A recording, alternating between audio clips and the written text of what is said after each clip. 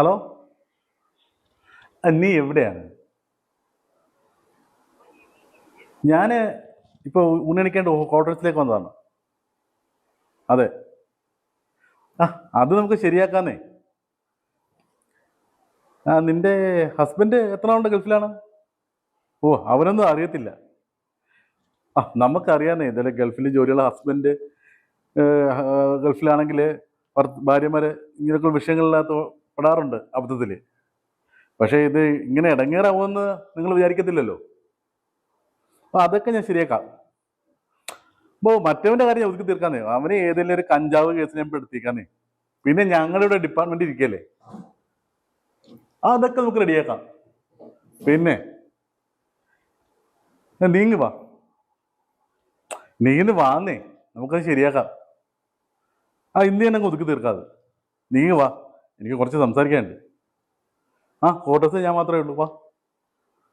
പിന്നെ എന്താന്നേ, എനിക്ക് 4 മണിക്കൊരു കേസ് അന്വേഷണത്തിന് പോകണം. നീ പെട്ടെന്ന് വാ.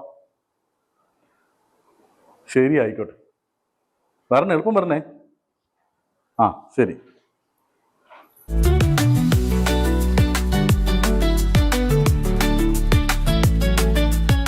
ഡാ ബാബു, നീ എവിടെയാ ഉള്ളത്? ആരെയും ഇങ്ങോട്ട് കൊണ്ടുപോവാ. ഒരു കാര്യമുണ്ട്. ഇനിയിപ്പോൾ എന്തായാലും ഓഫീസിൽ പോകാൻ പറ്റത്തില്ല. ഒരു കേസ് കേട്ടുണ്ട്. നീ ഒന്ന് എളുപ്പം പറഞ്ഞ കേട്ടോ. ശരി, പെട്ടെന്ന് പറഞ്ഞേ. അന്തപുരം താമസിക്കരുത്. ശരി.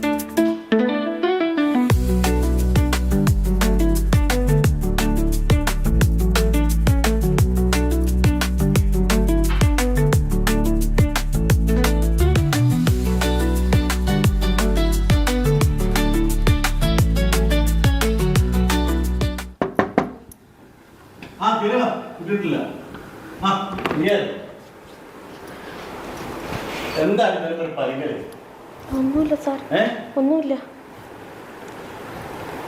നീ എന്താ പരിപാടി കാണിച്ചിരിക്കണേ സാർ? അത്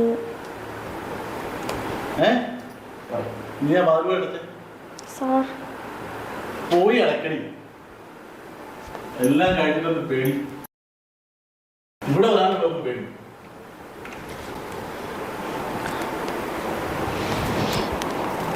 എന്താണ് പ്രശ്നം? പറ. എന്താ സാർ? ഇത് എന്തിനെങ്കിലും എന്റെ ഇതിന് ഊരി തരണമെന്ന്.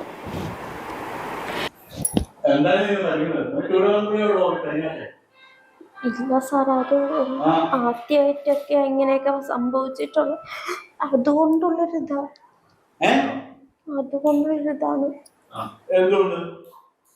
ആദ്യമായിട്ട് ഇങ്ങനെ പിടിച്ചിട്ടുള്ളത്.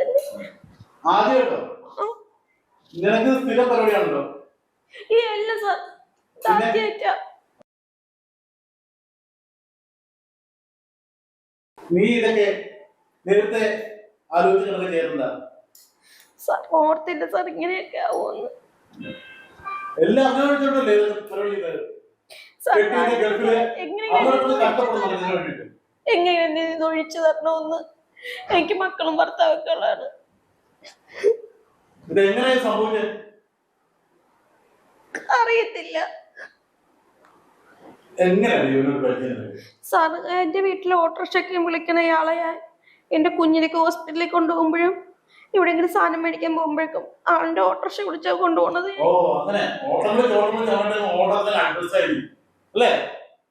സാർ നിനക്കൊരു കെട്ടിയോന്ന് ബഹുമാനപ്പെട്ടോ? അവൻ നിനക്ക് വേണ്ടിയിട്ടല്ലേ മരുഭൂമിക്ക് കഷ്ടപ്പെടുന്നത്? പോട്ടെ, ഇതൊക്കെ എന്തായാലും ശരിയാക്കണം കേട്ടോ. എന്റെ കയ്യിലൊന്ന് പെട്ടോണ്ട് നന്നായി. ഇതൊരു എങ്ങനെയെങ്കിലും ഊരി തരണം. ഊരിത്തരാം. നീ വാ, അടുത്ത് വാ, നമുക്ക് കുറച്ച് കാര്യങ്ങൾ. നീ കഴിക്കോ? പേടിക്കണ്ട, കഴിക്കോ? ഇച്ചിരി കഴിച്ചു നോക്ക്, കുറച്ചൊന്ന് കഴിച്ചു. ഞാനല്ലേ പഠിച്ചില്ല എനിക്ക്. ഏയ് കള്ളം പറയാമോ? ഇടി, കഴിഞ്ഞ പ്രാവശ്യം നിന്റെ കെട്ടിയോ ഗൾഫിൽ നിന്നപ്പോ എനിക്കൊരു സാധനം കൊണ്ടുവന്നായിരുന്നല്ലോ. ഞാൻ അടിക്കത്തില്ല.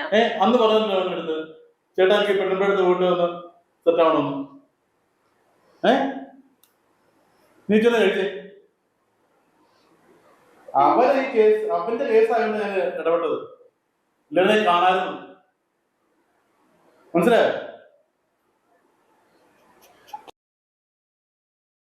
ഞാനെന്റെ കെട്ടിനെ വിളിച്ച് പറഞ്ഞോ? വേണ്ട സാറേ, വേണ്ട.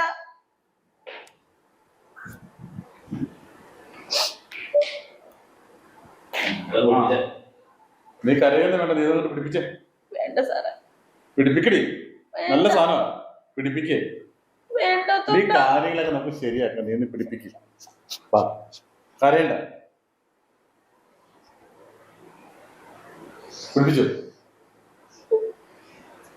നീ എന്ന് പിടിപ്പിക്കേ. പോട്ടെന്ന് ഒറ്റ പിടിക്കുന്ന പോട്ടെ. ഇല്ല, പിടിപ്പിക്കേ. കേസ് ഒതുക്കണമെങ്കിൽ മതി. അത് തന്നെ. ഗ്ലാസ് ഓടണ്ട. ആ, നീங்க വാ, നമുക്ക് ശരിയാക്കാം. അതെ, ഒന്നും ആയിട്ടില്ല സാറേ, കുറച്ച് ദിവസമേ ആയിട്ടുള്ളൂ. പറ്റിപ്പോയി എനിക്ക്. സാറേ എന്നെ എങ്ങനെ രക്ഷിക്കണം? തന്നെ ഞാൻ രക്ഷിക്കാം. പക്ഷെ ഒരു കാര്യം, ഞാൻ ഈ സ്റ്റേഷനിലോട്ട് പോകുന്നവരെ ഞാൻ വിളിക്കുമ്പോൾ നീ പറഞ്ഞു. അതെന്താ? ആരും അറിയില്ല, ഞാൻ മാത്രം. ഞാൻ ഉച്ചയ്ക്ക് ശേഷം വിളിക്കാം.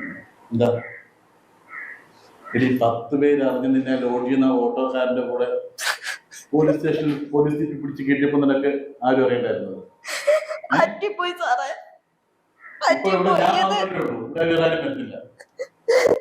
മനസ്സിലായി?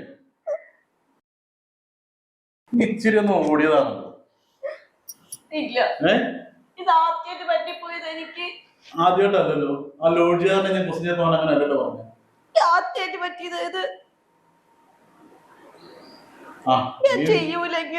ഇനി എന്തായാലും നീ പുറത്തൊന്നും പോണ്ട, എന്റെ കസ്റ്റഡി തന്നെ ഇരിക്കുന്നു. മനസ്സിലായോ? പേടിക്കണ്ട.